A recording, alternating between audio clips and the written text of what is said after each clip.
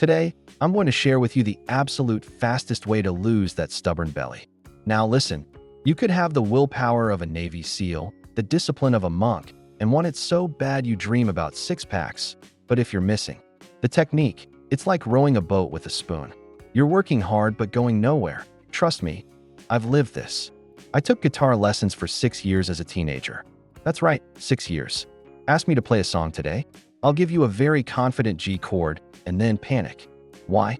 Because the techniques I was taught were trash. Sorry, Steve from the strip mall music school. Same thing happened with tennis in college. I gave it my all, sweating, grunting, gritting through the pain, and still looked like I was swatting flies with a frying pan. Turns out, I just never learned the right technique. I kept practicing wrong. And guess what? You can practice all day long, but if you're doing it wrong, you're just getting really good at doing it wrong. Weight loss is no different. You can try super hard, go all in, grind every day, but if your strategy stinks, your results will, too. But when you use the right method, suddenly it feels easier.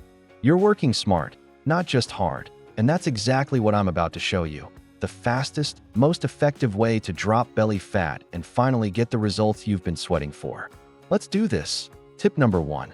Not all fats are created equal. Seriously, some might be plotting against you. When people start the ketogenic diet, they hear low carb and immediately think, just eat bacon and call it a day. But here's the thing. Keto isn't just about carbs, it's also about the right fats. And spoiler alert, not all fats wear white hats in this story. In fact, there are ketogenic diets that are low fat, like Ideal Protein, and others that are basically an all-you-can-eat buffet of butter. But before you drown your kale in oil, let's talk about which fats matter, because this part is crucial if you're serious about losing weight and dodging chronic disease. See, I've done a deep dive into obesity trends. Fun hobby, I know. And one thing tracks the rise of obesity better than anything else: seed oils. I'm talking corn oil, soybean oil, cottonseed, canola, safflower, sunflower. Basically anything that sounds like it came from a farm but was actually brewed in a chemistry lab.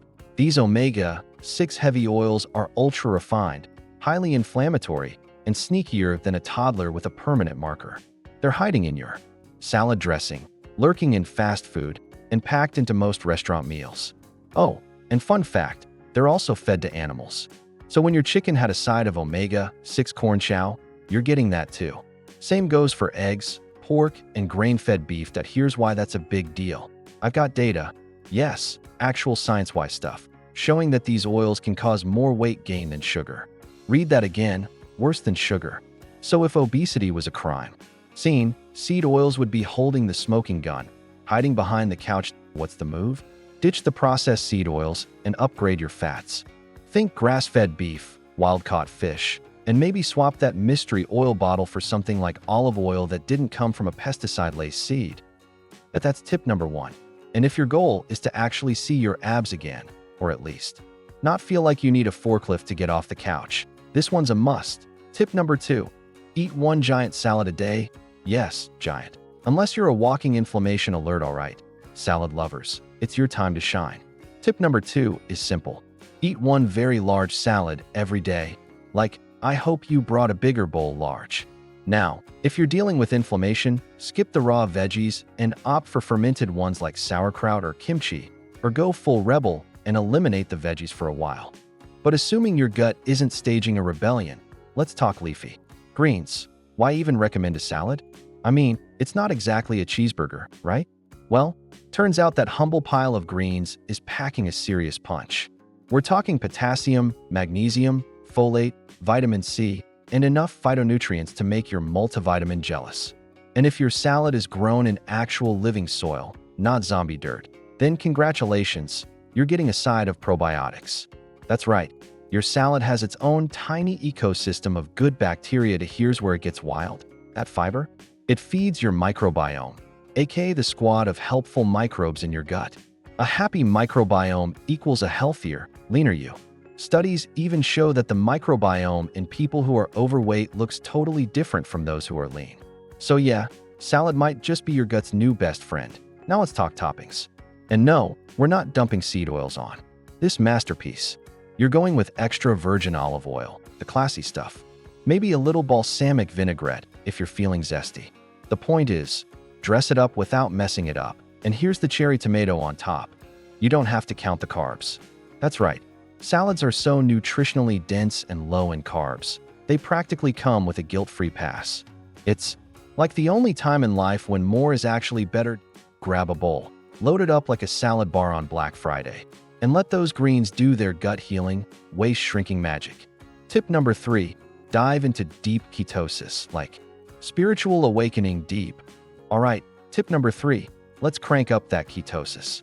I'm not talking about just flirting with fat burning. I'm talking candlelit dinner, move in together kind of commitment.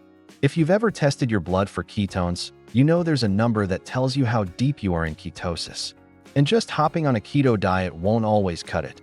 Sorry, bacon fans that really get into that deep, magical ketosis zone. You need 2 more tools in your fat-burning tool belt. First up, intermittent fasting. I've got more videos on this. Then your grandma has casserole recipes. But here's the Cliff Notes version.